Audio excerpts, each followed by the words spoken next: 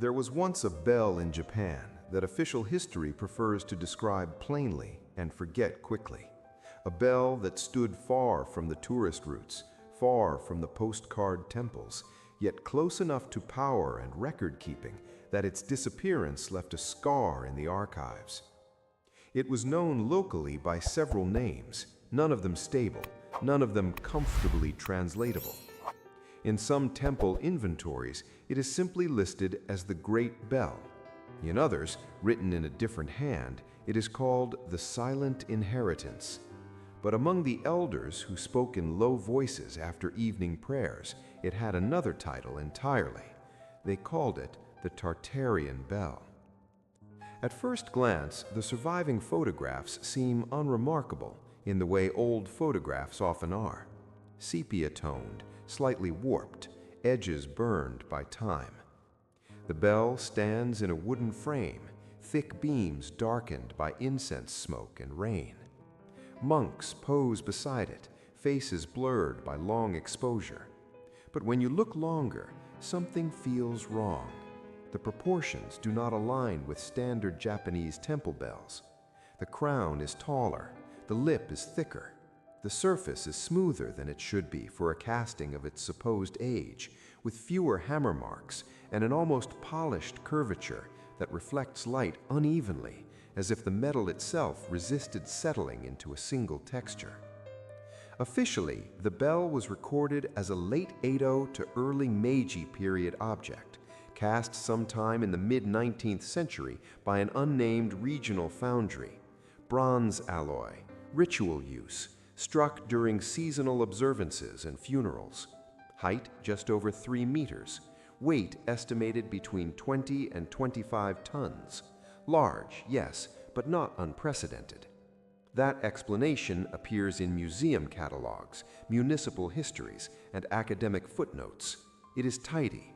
It closes the case before questions can begin. But when you trace the paper trail more carefully, the certainty dissolves. The earliest mention of the bell does not appear in Edo-era records at all, but in a temple land survey from the early 1600s. It is not described as newly cast, it is described as already present. No commissioning family is listed, no casting ceremony is mentioned. It simply exists, heavy enough to require reinforcement of the temple grounds around it. That alone is unusual. Temple bells were celebrated at birth. Their creation was documented with pride. Silence around origin is rarely accidental. More troubling are the measurements. A Meiji-era tax ledger lists the bell's height as 3.6 meters. A later prefectural engineering survey records it at 4.1. The thickness of the lip varies wildly depending on who wrote it down. These are not minor clerical errors. They are discrepancies large enough to suggest either careless copying or deliberate ambiguity, as if no one quite wanted to define the bell too precisely. Then there are the sketches. In a private foundry notebook preserved in fragments after the war, there is a drawing labeled only with a date and the word resonant. The bell in the sketch has internal structures that do not appear in traditional Japanese bell casting. Shallow spiral ribs run along the inside surface, not decorative, structural, interrupted in precise intervals. Acousticians would later recognize these shapes as harmonic modifiers, features designed to influence vibration patterns rather than strengthen the metal. But such language did not exist in Japan of that era, at least not publicly. Eyewitness accounts complicate matters further. Several diaries from the late 19th and early 20th centuries mention the bell's sound, but rarely in musical terms. They describe it as pressure, as weight. One schoolteacher wrote that when the bell was struck during a memorial ceremony, the children fell silent not because they were instructed to, but because they felt as if the air itself had tightened around their chests. Another account from 1911 notes that birds left the temple grounds entirely on days when the bell was rung, returning only hours later. Perhaps the most unsettling detail lies on the bell's surface. Enlarged photographs reveal markings that are neither sutras nor donor inscriptions. A repeating symbol appears near the lower third of the bell, carved shallowly but with deliberate precision. 3 curved arms spiraling inward within a circle. Not Buddhist, not Shinto. Temple archivists could not identify it, nor could later art historians. Yet the same symbol appears elsewhere, carved into stone lintels on old municipal buildings, embedded into paving stones near waterways, stamped faintly into the metalwork of a dismantled clock tower. Always the same proportions, always the same orientation. To believers, these were not decorations, they were signatures. The mainstream explanation is simple coincidence or aesthetic borrowing during a period of rapid modernization, but that explanation struggles when faced with the metallurgical anomalies. A marginal note in a wartime laboratory ledger describes a fracture test performed on a small detached fragment believed to be from the bell. The note mentions unusual crystalline inclusions and a fracture sheen described as pearlescent, not typical of standard bronze. No follow-up analysis is recorded. The war was consuming resources and attention. Curiosity was a luxury. The temple scrolls attribute the care to a founder named Ichiro Masanobu, praised for his devotion and skill. Yet oral accounts refer to him by another title entirely, the last tone myth, a word that appears nowhere else in Japanese craft tradition. When the written records and the spoken memories are placed side by side, they do not contradict each other. They overlap imperfectly, like 2 transparencies that were never meant to align. By the early 20th century, the bell had become something of an embarrassment to bureaucratic order, too large to ignore, too strange to explain. Its sound was rarely used, its ringing restricted to specific dates. And then, in 1945, under a sky thick with smoke and fear, orders came down to remove bronze from temples across the country. Bells were cataloged, gates were dismantled, metal was repurposed. This bell was scheduled for removal as well. That is where the official story ends. The last confirmed entry concerning the Tartarian bell is dated July 1945. It states only that the object was removed under supervision and prepared for transfer. No destination is listed, no weight is confirmed, no foundry receipt follows. And when the war ended, when monks returned and records were reviewed, the bell was gone without residue, not cracked, not fragmented, simply absent. And for an object that massive, that deliberate, that unwilling to fit neatly into history, absence is not an ending. It is an invitation to ask what was really taken, and why someone decided the sound of that bell should never be heard again. By the spring of 1945, Japan was no longer deciding what to preserve. It was deciding what could be sacrificed fast enough to survive. Air raids had hollowed out cities. Rail lines were fractured. Bronze, copper, and iron were suddenly more valuable than history. The state issued directives that reached into every prefecture.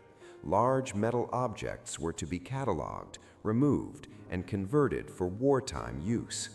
Temple bells, gate fittings, lanterns, even cemetery ornaments were no longer sacred. They were inventoried. The process was brutal but methodical.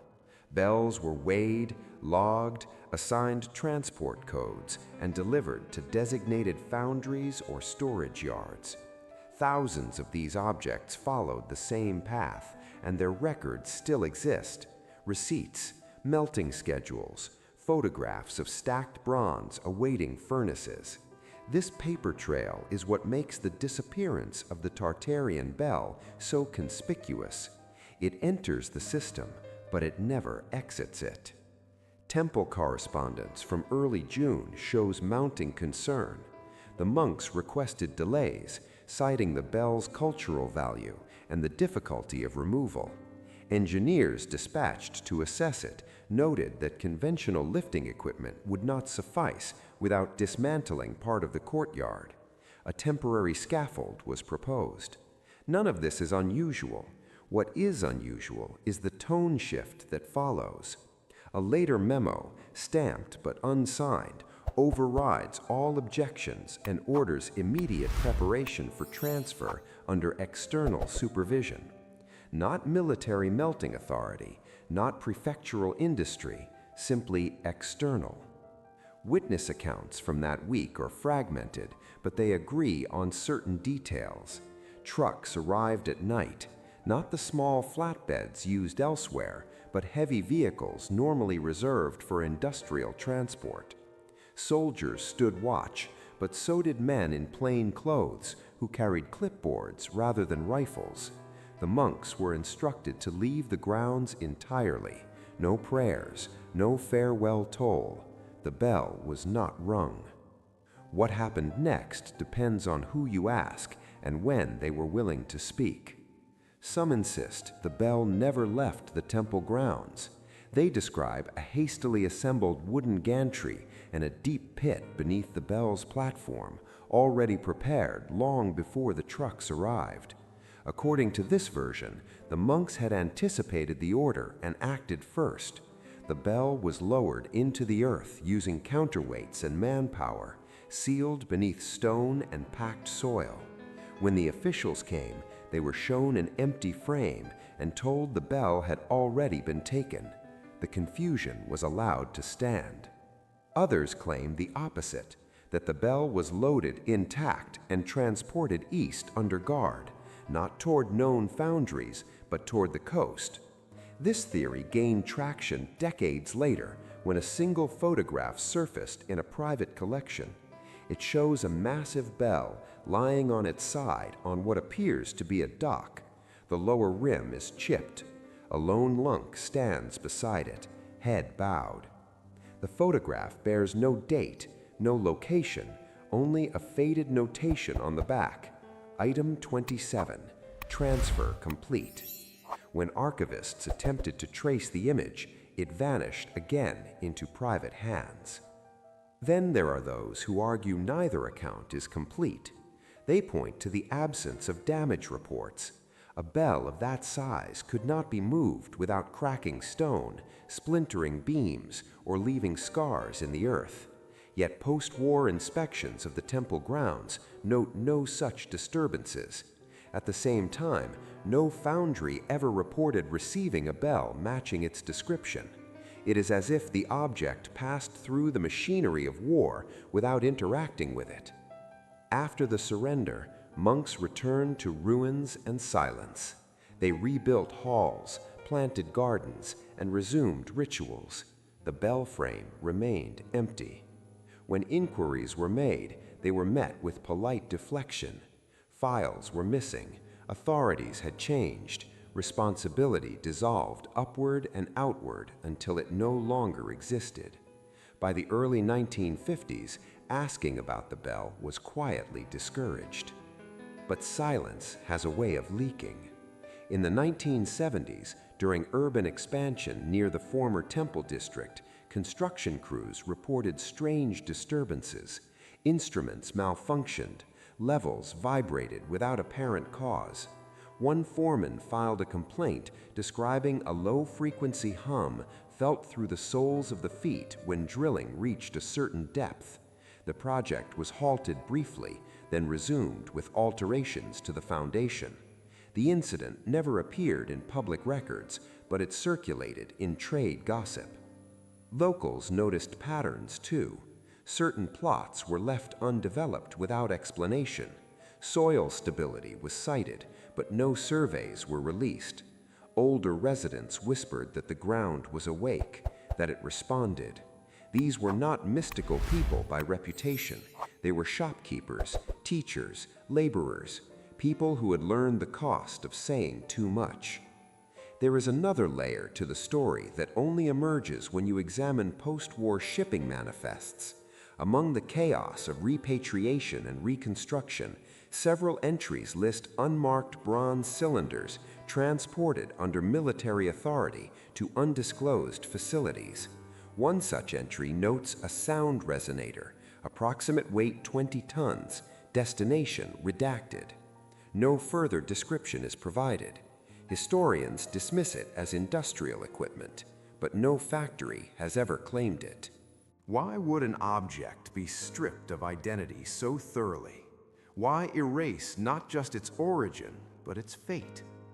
One answer is fear, not of superstition, but of unpredictability. A bell that could not be categorized acoustically, metallurgically, or historically was a liability.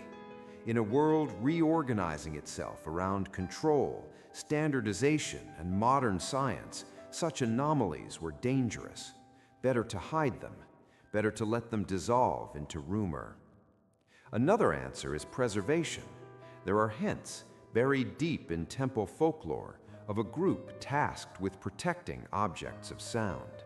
Not monks in the conventional sense, but custodians of resonance. They appear briefly in obscure texts under shifting names, always associated with bells that were never meant to ring freely. According to these stories, some sounds were considered too powerful to release into the world without consequence. Silence, then, was not loss, it was restraint. Whether the Tartarian bell of Japan was buried, shipped, or sealed away under another identity remains unresolved. What is certain is that its removal did not follow the rules applied to everything else. It was not melted, it was not commemorated, it was not mourned publicly. It was simply excised from the audible world. And that raises the most unsettling possibility of all, that the bell was not destroyed because it could not be replaced, and that somewhere, either beneath the ground or behind locked doors, it still exists, not ringing, not silent, but waiting, holding a frequency no one has dared to release again. In the next part of the story, the question shifts, not where the bell went, but what it was doing here in the first place, and why similar objects appear, fractured or hidden across the world, wherever old empires once stood. To understand why the Tartarian bell of Japan could vanish so completely, you have to step outside the boundaries of accepted history and into the uncomfortable space where patterns repeat too often to be ignored. Across continents, in places that share no official connection, there are records of enormous bells, towers, and domed structures that defy the technological limits of their supposed eras. Many were destroyed. Others were cracked before they could ever ring. A few simply disappeared.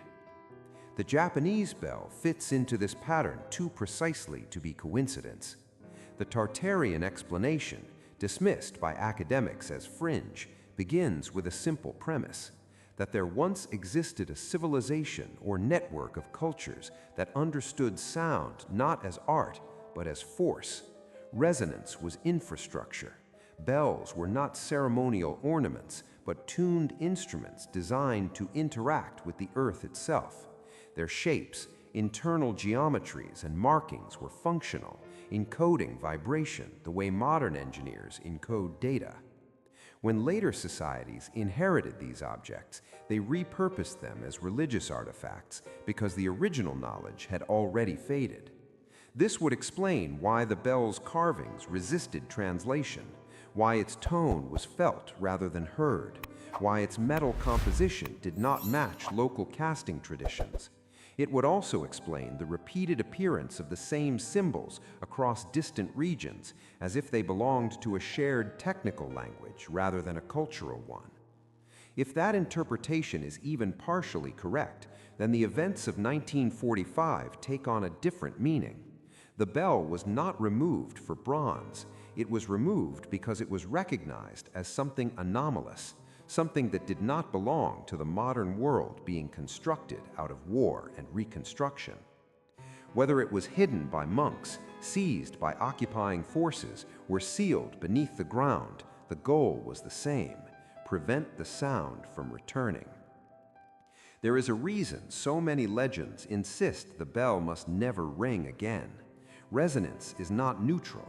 A structure that amplifies vibration at planetary scales could heal, destabilize, or alter environments in ways we barely understand. In an age already trembling with new weapons and invisible forces, releasing another uncontrollable variable would have been unthinkable. And yet, the silence has never been complete. Reports of low-frequency hums, instrument failures, and inexplicable vibrations continue to surface around the old temple district. They are always dismissed. They are never investigated, as if everyone involved understands the unspoken rule. Some things are safer when they remain unconfirmed. So where is the Tartarian bell now? Buried beneath layers of earth and ritual stone, locked away under a false catalog number, or dismantled just enough to ensure it could never function again. The truth may be that no single answer applies. What matters is that the bell was removed from history not by accident, but by decision. If the bell still exists, it is silent by design, waiting in bronze patience for a time when the world might understand what sound once meant. And if it does not exist, if it was truly destroyed, then the care taken to erase it suggests one final acknowledgement, that whoever made the choice believed its voice mattered. Because objects that are meaningless are forgotten casually. Objects that are powerful are buried carefully.